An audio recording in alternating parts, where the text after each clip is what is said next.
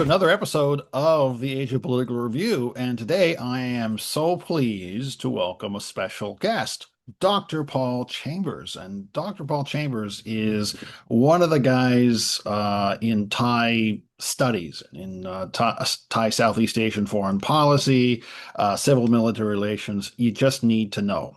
You cannot understand how Thailand works without understanding this man's work. And I knew this from a very, very early period. When I first got to Thailand years ago, 2009, 2010, I was reading his work when I was not an academic, when I was working for UNDP in Thailand. So he is so influential. He has written so many books and so many journal articles. The one that I read most recently is called Praetorian Kingdom, and it's published by ISEAS in Singapore, which he's now a research fellow, a visiting research fellow.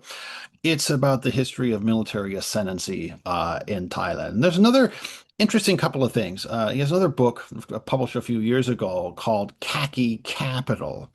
And I'll ask him a little bit about this later on. It's a wonderful book, and I used it as a framework for one of my own journal articles on how Thailand's military shaped outcomes in Myanmar for various purposes. And another concept, which I think is a great, is his concept of a monarchized military, which is a journal article he wrote a few years back. And all of these come into play. So please welcome, I'm pleased to welcome Dr. Paul Chambers. So Paul, welcome to the program. You have had quite an ordeal dating back to last year. As I was saying, you're like the um, Solomon Rushdie, the D.H. Lawrence, the Oscar Wilde of the Thai military. What have you been doing? How are you? Thank you very much, Mark Kogan, for that very generous and kind introduction. What have I been doing? Well, right now I am a fellow at Kyoto University Center for Southeast Asian Studies. Right. But then I am, for the longer term, I'm a lecturer at the University of Oklahoma in the United States. All right. Uh, Sooners. and that wouldn't have happened if not for the events of last year. Those events are that I was accused by the Thai military of insulting the King of Thailand, Yeah. and these charges were later dropped, but I had to leave the country. I was forced out of my job and now away from my wife. So Yeah. it's Awful. been horrible, but I did manage to get this fellowship and a job outside of Thailand. Now, I lived in Thailand for about 2.5 decades. Yeah. A long time. So it's a big change. But I look on the bright side, and I'll continue to write about Thailand Mhm. and the Thai military, but probably look at a broader part of Southeast Asia, sort of like you do as well. Yeah, well, it's always nice to have a secondary focus, and having a broader picture of Southeast Asia is makes a more broader research framework. It's quite interesting, and it makes for the more dynamic studies. I agree with that. Interesting. Uh, so look, you, as I said in the introduction, you're quite known for your expertise, particularly in the area of civil military relations. And as you know, just recently, the conflict with Cambodia has expanded, and there were attacks recently in the south of Thailand, the deep south, the deep south. These two separate issues seem to be the justifications for Thailand's military expenditures, right? The previous government, the Praetorian Shinawatra government, was removed because of strained relations with the military. She, as you know, said some things during a phone call with Cambodian former Prime Minister Hun Sen. And that was picked up on a phone call, which was leaked by the Hun family itself. So that's strained relations. But how do you think the new government, the Anutin government, is handling civil military relations? What's the relationship like? Well, I think that that's a great question. I think that the relations between Anutin's government and the military are harmonious. And in fact, Anutin is quite content to let the military be autonomous and independent of civilian control. Because honestly, if you compare and contrast Pat Tongtan's government with Anutin's government, Pat Tongtan's government was seeking to change civil military relations to be more resistant of the military, kind of like her father's government, kind of like Oh, I her knew you were going to say that. aunt's government, kind of like what the Move Forward Party would have wanted if they had But had a government. was she doing the same thing that Saxon was doing? Was she was really trying to co-opt or create a center of power for herself within the military itself? Well, I think she might have tried that. However, the problem that she encountered from the beginning, and that her predecessor Seta encountered, is that they had to be in a coalition government with Yeah. royalist Right. parties. Right. And that means that those royalist parties might have jumped ship. So she just bit off more than she could chew, in addition to the Got phone it. call. Yes, he Interesting. did. Yeah. Yes. And so this Onotin government, I'd say, almost has a symbiotic relationship with the military. Military and Onotin, they survive together. Yeah. And Yeah. it, Symbiotic is the right word. Yeah. I think that's yeah. true. So it's like the old times again, Well, yeah. huh? It With is all in same, a way, same, but different, as they say. Right. it's same, but different. So let's go back to see the opposite Wei government. Right. It sort Right. of had a symbiotic relationship with the And that was military, a but it was, center-right government as well. Yeah. yeah, and it was never elected though. I mean, Yes. Anno 10 has won a landslide victory, so he can claim popular legitimacy Right. and maybe That's hold political on for capital. Yeah. 8 years. That's right. That's right. That's very true. That's true. Interesting. Uh, I want to shift to a similar topic. And we talked about this in the introduction. Maybe it's a sensitive topic. I don't know. But, you coined this phrase, monarchized military.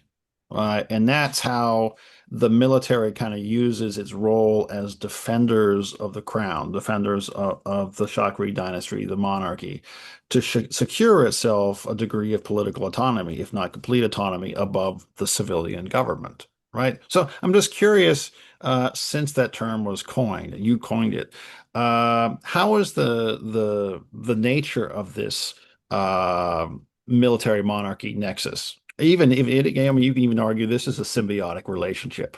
How has it shifted, if at all, if at all? And does the military still draw the same level of legitimacy from this alignment as it has in the past, say from dating back to the 1950s to the 1970s? Well, I would say that there have been some changes. Yeah, One important change I'd say is that this new monarch has verticalized control over the military, whereas his father had more of a decentralized right, relationship with the military. But other than that, you could argue that, well, back in the 1970s, the military accrued legitimacy, number one, from guarding the king, but also from protecting the country from the Communist Party of Thailand. yeah, Now the military accrues legitimacy, we're talking about 2026, not just from guarding the monarch, but also as the protector against Cambodia. So right. you see that, Yeah, I see where we're going. So, for the folks that might be new to Thai politics or Thai civil military relations, in the 1970s, the military used the threat of a communist insurgency drawing military strength and financing from the United States government, military buildup, capacity building. Uh, to guard against communist insurgency, and then the monarchy has sort of bought um, lock, stock, and barrel into this. Sure. As time went on, the military and the monarchy had developed a sort of symbiotic relationship. I protect you, you protect me. But the communist threat is gone, right? Right. There's nothing. But and as your colleague Pavin Mhm. once wrote, Thailand has a kind of necessity of enemies. You Yes. need enemies. So, Sure. what we were getting at here is, does the military always need a boogeyman, a sort of external or even an internal threat to guarantee legitimacy? Yes. And after the end of the communist insurgency in the 1980s, Right, and after the end of the Cold War, well, there was this period in the 1990s where the military was looking around for more ways to legitimize itself. And they found that in the insurgency in the deep south of Thailand, right, and they also found it in Thaksin. Because Toxin was right. seen as And that was an the premise of our colleague Pavin's article. Was Mhm. that was the one of the factors that was in play with the 2006 coup. Yeah, Sure, yeah. sure. Interesting. Please elaborate. Yeah, so you can imagine then that today, you know, the military really needs the Cambodia threat. However, the evil, the so-called evil of the Chinawat family is restored again and again with his sister becoming prime minister, Yingluck, in 2011, and then for the daughter to become prime minister in 2023 and 2024. Basically, anytime Puatai, the pro-Thaksin party, becomes the party in power, it is the enemy for the military. Yeah, And as such, even today, with the Puatai being part of the ruling coalition, I can say this: if the Puatai ever became the lead party in the coalition, the military would have its druthers to find ways to oust that party. right, Not by coup necessarily, but there are other ways to threaten or to cajole or just to right. act independently of the government. That's an interesting point you raised, because the previous iterations of the People's Party, which was the Future Forward Party, the Move Forward Party, I think to a certain degree, those parties were expendable, right? But Bhutai, I think, is kind of used as a political tool because they are a necessity. They're a necessary enemy to dissolve that Taksin founded party would eliminate one of the internal sources of legitimacy for the military. What do you think? Well, certainly, Yeah, certainly. And we have to say that the military and the monarchy have both been intent on finding a way to keep down the People's Party, which used to be the Move Forward Party, which used to be the Future Forward Party. And yeah, I'd say the military is quite frightened by these parties, yeah, so much so they're willing to make a deal and bargain with Thaksin's parties, yeah, such as in 2023. And they would work with Thaksin's parties, the military. yeah, But if they have a chance, once the People's Party is no longer really a threat, the military would like to get rid of the Thaksin party. And that's what they've yeah. done with this Cambodian crisis. Right. Did they have? But I would also suggest that not to push back a little bit. I wouldn't push back on you, Paul. But the future the whatever version we're in, the People's Party, they kind of shot themselves in their own foot the last election. That was what we call an unforced error, unforced error, as they say in tennis. right? Yeah, So they, I used to play tennis. Yeah. me too, but I don't look like it. No, I never played tennis. I'm lying. Okay. But it's a sports term, right? So yeah, Yeah, yeah, sure. yeah, go ahead. Yeah, I mean, of late, the People's Party has had some poor leadership. And Yeah, also, many members of the People's Party are disorganized. yeah, Okay. Some have been more willing to be centrist, others not so. yeah, And this just plays into the hands of the yeah, aristocrats, yeah. and Does the military is part of this. yeah. So, in the end, maybe some members of the People's Party could be co-opted Yeah, and th this into this is this. this is as old. This is a tale as old as politics Yeah, sure. itself.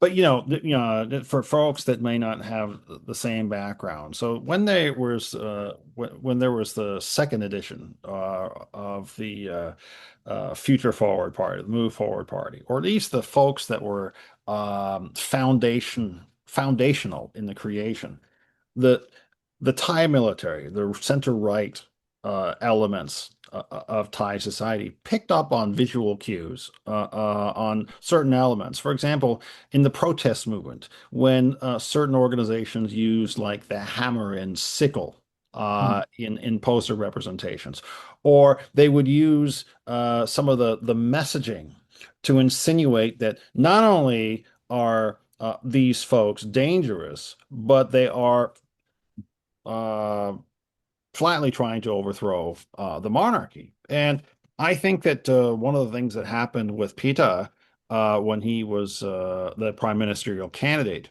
in prior to the May 2023 election is that he touched the third rail of Thai politics.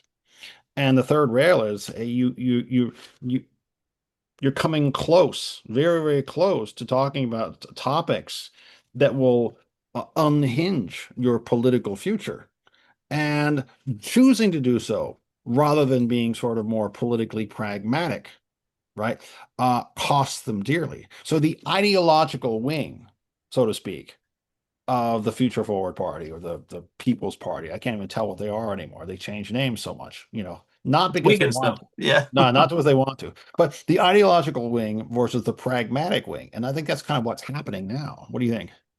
Yes, I agree. And I think that in terms of the military, in Thailand, the military is part of this aristocratic order, Yeah, it which is. some have called the deep state, others have called the parallel state. Yeah, And in the sense that, well, military, but also the Internal Security Operations Command, I which thought, yeah, is a state within a state controlled by the military. yeah, It's worked on guiding these IOs and all of this, messaging through yeah. social media to try to Information destroy. operations, yeah, right. Yeah, and try to destroy progressive political parties like Move Forward and People's Party, and working hand in glove with the arch royalists. Yeah, I mean, yeah, and with the courts. yeah, So, to such an extent, when we talk about PETA, number one, there was this attempt by the Internal Security Operations yeah, Command to demonize him and to demonize the Move Forward Party. Number two, the military junta that created the 2017 Constitution also yeah, created its appointed Senate, and that Senate refused to admit yeah, Pita to become the prime yeah, minister. right. And I mean, Yeah, all of this stuff. So it's, and the yeah, courts eventually found, against the Move Forward Party and dissolved that party. So the military works within this rubric of a deep state, yeah. but it You're has its absolutely own right. power itself. Yeah, just for a little additional context. So the military, as Paul is saying, had this interim constitution, and the interim constitution became this sort of there was a constitutional referendum on a new one. And one of the things that was interesting about that constitution was it was really handwritten by Priyut and the military, and it was signed off by the monarchy. And in the referendum itself, when they held a national referendum, one of the most ridiculous aspects was you're not allowed to campaign against the referendum, right? It's very strange. You could campaign for it, go ahead, but you can't campaign against it. And the premise for that was, well, to do so would to be undermine the king or the monarch itself, who has endorsed this kind of sort of particular product. So, very anti-democratic or sort of quasi or whatever you want to call it, a term, a hybrid government, authoritarian government, trying to make shape, kind of mutate, which is a democratic principle or a living document. And the outcome of the 2023 election is a direct result of that constitutional framing. Exactly. And Yeah. it's a judicial coup Hell that yeah. is provoked by the military. This is Exactly. the new way that the military stages coups by simply writing the Constitution that then makes it impossible for progressive parties to Right. rule in Thailand. That's right. That's right. All right. So let's take a shift gears maybe a little bit. And I'm starting to write a little bit more about the Deep South. I write on occasion, but you and a few others, like the folks at Deep South Watch at Prince of Songkhla University, which are fantastic people. You've written a lot about the Deep South, and we just talked about the attacks that happened in the South, or some security person that were killed, and that has kind of postponed the planned peace talks that we're supposed to have under this Anutin government, believe it or not. But you've said in the past that the Thai state lacks sufficient legitimacy for a current kind of political framework or peace framework to succeed. What is it, other than the obvious, ha ha? Uh, what specific, this is where I'm laughing at my own question a little bit. What meaningful policy or governance shifts would be required to construct local legitimacy that would be bought by and owned by the Malay Muslim communities in the four affected provinces? I'd say three words: demonstrated policy shifts. Put that on Okay. the poster. All right, good. Okay, if Show the me the Thai, money. yes, if the Thai government can demonstrate that it's willing to give autonomy There we to go. parts of the Deep South, then that demonstration is going to move talks forward. Yeah. As it stands, we've had years and years, since Mhm. 2004 at least, of violence, actually more than 2004. And there's been no way forward where the Yeah. Thai government is willing to grant this autonomy. Yeah. And, at this stage, secession, that's not on the table at all. Yes, BRN was after secession. Now the BRN would be happy to have autonomy in the Deep South, but the Thai government needs to come on board that. Right. Um, and if we look at the current dialogue panel for the Deep South, it would appear as if Anutin wants to have civilians in charge. Okay, he has a civilian dialogue chief, Yeah, I saw that. Yeah. but that man is actually the head of the Thai intelligence, and he Yeah. is very, very close to the army commander. Right. Really, the army is directing the dialogue panel. Right. And this is no different than what Prayut did. No, that's This is right. no, That's and exactly right. yes, and so there needs to be a whole paradigm shift in Thai policy in the Deep South if they want to move forward toward resolution of this problem.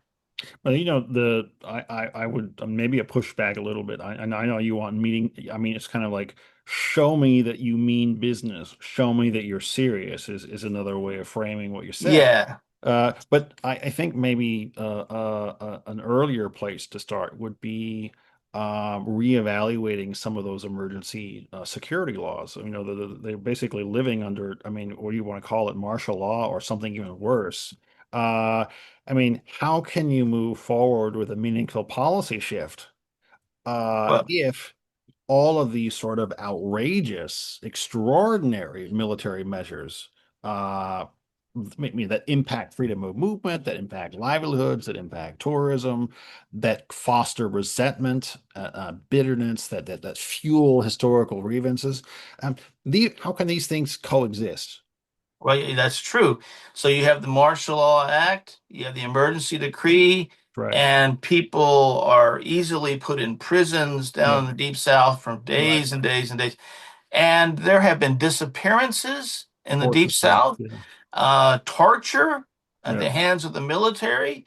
And so this does not make for resolution of problems down there.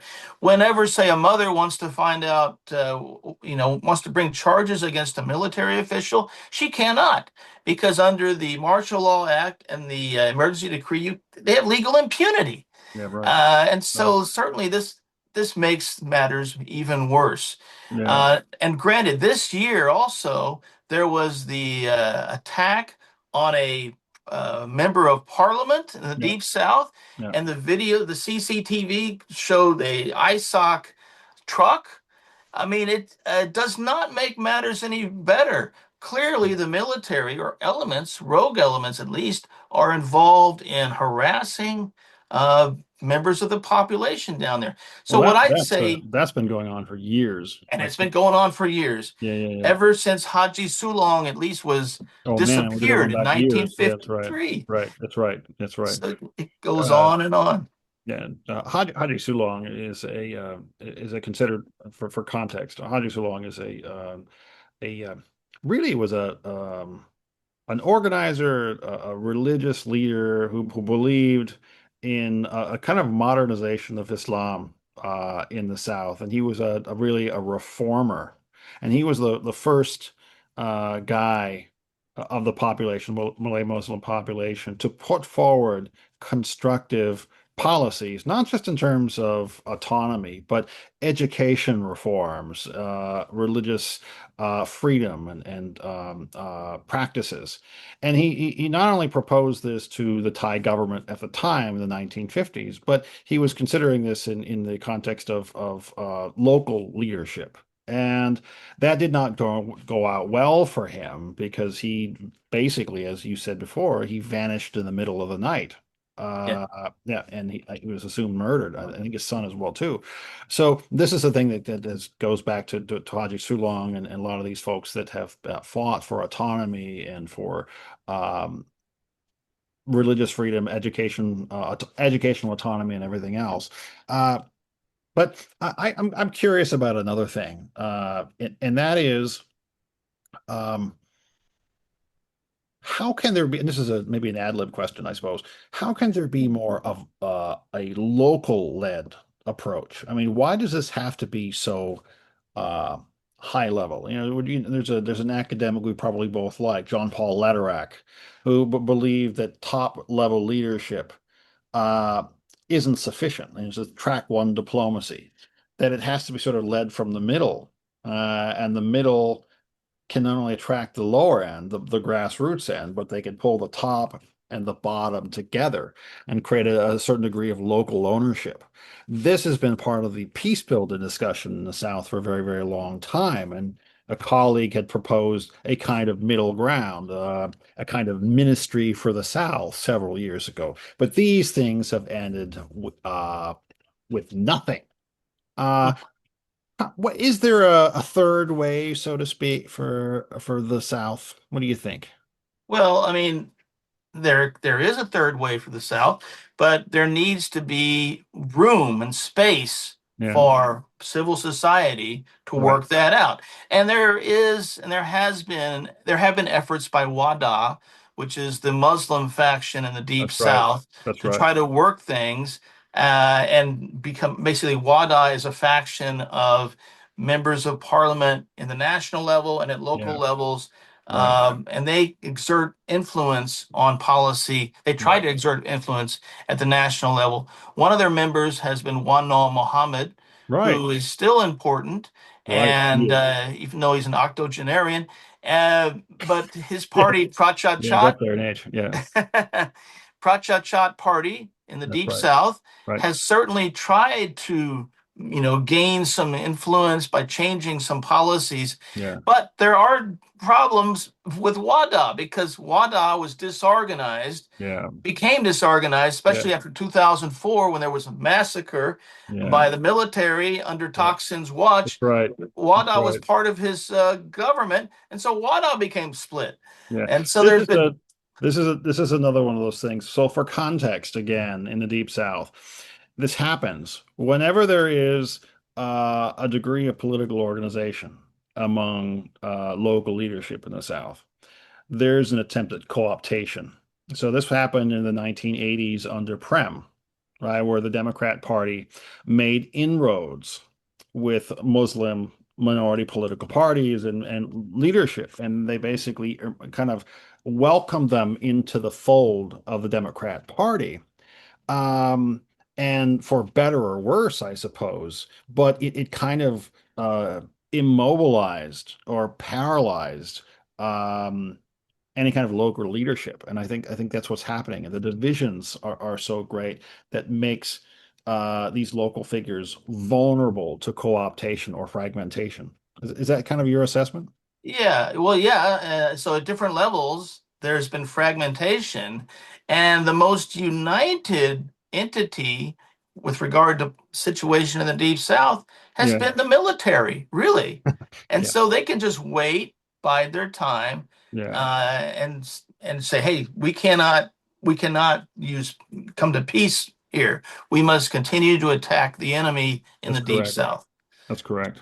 Yeah, that's right. So, That's right. Very interesting stuff. So I'm just curious, to kind of wrap this up. What are you working on right now? So I know this is a strange way to shift gears, but you cover so much territory. As I said before, you wrote a book on beer, yeah. the monopoly on beer, and I think you were following that up with a book on spirits, which I think is probably the most interesting, if not unethical, research projects. Yeah, How much did you participatory consume? observation. How much did you consume in writing those Yeah. books? Uh, Okay, well, I can tell you, I'm but doing two new research articles. One is about the situation of civil military relations under yeah, Anu Ten's government in that's 2026. The second, the work I'm doing is about the update on the Deep South tell in us more about Broglio. that because it's a nice. So, Go ahead. What's that about? well, it's about the attempt by locals to try to jumpstart an effective, realistic peace. Okay, Interesting. and this comes on the heels of a special issue I did in the Journal of International Peacekeeping I read that. about I peace read that. efforts Yeah. throughout the region. So Yeah. that's what I'll be working on, and I'll be at the University of Oklahoma All right. organizing my classes. Right. How's the football team looking this year? Looking okay, Yeah. but It's, not excellent, are they I still in think. the Big? I know this is way off topic, but are they still in the Big 12? No, we're now in the SEC. Oh, okay. Yes, right, man. I'm so out of date. Feel That's like an okay. idiot. Yeah. Oh, No, that's an even tougher competition. that's Yeah. very tough. Yeah. Very Yeah. interesting. Okay. Look, Paul, Hey, it's thanks an so much, absolute Mark. pleasure to talk with you. And I invite anyone who is interested in Thai politics to just simply Google Paul Chambers and any of the things that I've mentioned, whether it talks about when you talk about the Thai civil military relations, Praetorian Kingdom, khaki capitalism, or khaki capital, sorry, and any of these other concepts. His books, his research articles, his book chapters are quite indispensable. So if you Thank have you. any comments on anything that you have heard here today, leave something in the comments, and I'm sure Paul, perhaps he may himself could comment on some of this. But this is very, very interesting stuff and very, very relevant. So I thank you, Paul, Thank you, for Mark. being part of this. Yeah, yeah. Okay. Thank you so much.